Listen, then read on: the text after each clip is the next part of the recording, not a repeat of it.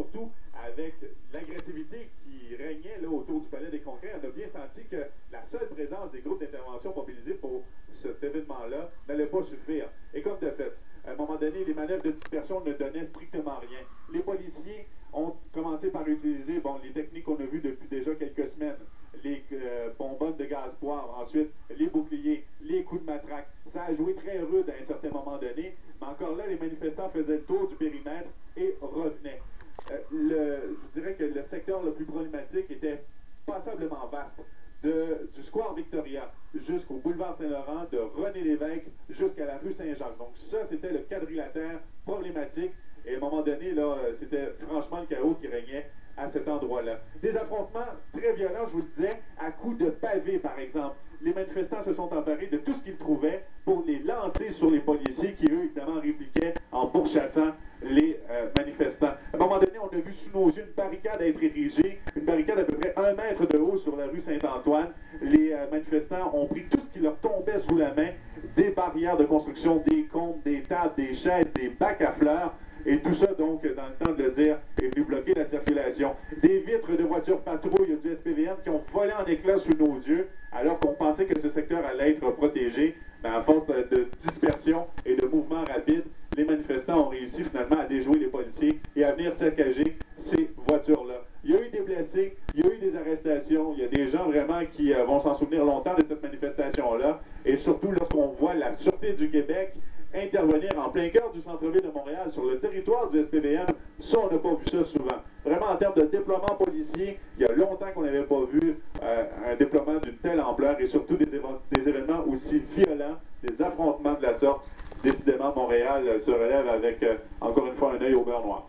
Maxime Landry, à bord de l'hélicoptère TVA Nouvelle. Merci Maxime. Je vais aller à Félix, au centre-ville. C'est plus calme maintenant. Vous étiez au cœur de la manifestation aujourd'hui. C'est définitivement pas l'image de la journée, Pierre. Écoutez, c'était une anarchie constante qui a régné au centre-ville pendant près de 3 heures. Regardez ces images au sol, une agressivité marquée entre manifestants, entre policiers, du vandalisme à plusieurs endroits, des blessés, des arrestations. On refera le bilan un peu plus tard. C'était dans la rue, oui, vous avez bien raison, mais c'était aussi à l'intérieur du Palais des Congrès. Il y a des gens qui sont entrés au Palais des Congrès avec des cocktails Molotov. Imaginez. Tout ça, évidemment, précédant cette déclaration malheureuse qui a fait des ravages sur les réseaux sociaux maintenant du premier ministre. C'est Georges Potier qui vous soulignera tout ça dans ce reportage.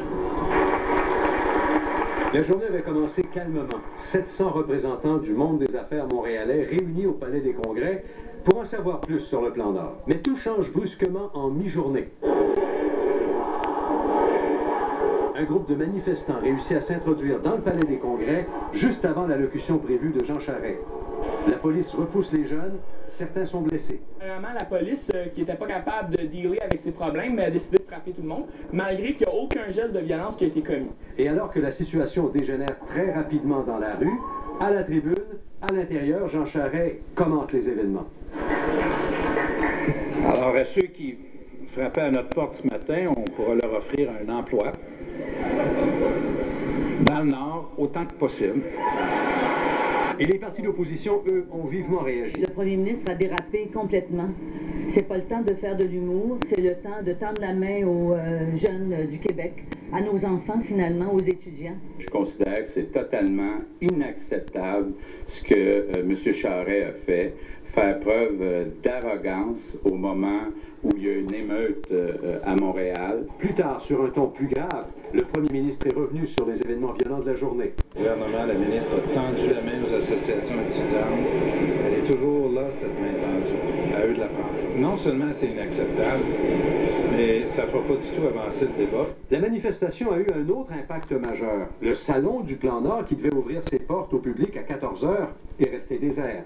Une centaine d'entreprises avaient payé des milliers de dollars pour y être et se retrouvent le bec à l'eau. C'est aussi un rendez-vous manqué pour tous ceux qui espéraient y apporter leur CV pour décrocher un emploi. En fin de journée, l'organisateur, la Chambre de commerce du Montréal métropolitain, a décidé de maintenir les activités prévues demain, donc le Salon du Plan Nord devrait ouvrir ses portes comme prévu. Georges Potier, TVA Nouvelle, Montréal. Alors,